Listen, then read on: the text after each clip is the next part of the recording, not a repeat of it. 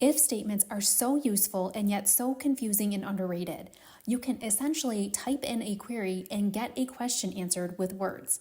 So let's start with the first one. Equals if C2 or February is greater than B2 or January, then in double quotes, we want it to say progress. Else, if it's not greater, then we want it to say no progress. And we drag it down and check it out, and it worked perfectly. Sometimes you need if and, so you need two criteria. In this case, we type in equals and then and we say if C11 is greater than B11, and that's with the comma, D11 is also greater than, then that's when we say progress. And if it's not, then we say no progress. You can type in whatever words you need to in the double quotes and drag it down. Spot check and looks perfect. It's working just as expected.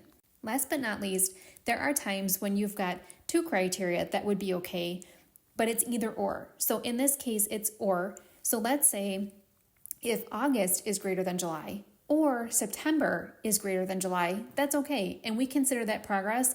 So we're going to say if that's the case, put it in double quotes as progress. And if that's not the case, then in double quotes, it's no progress. Make sure you close the parentheses quickly or correctly. I made an error, but drag it down and let's check it out. Do our spot check.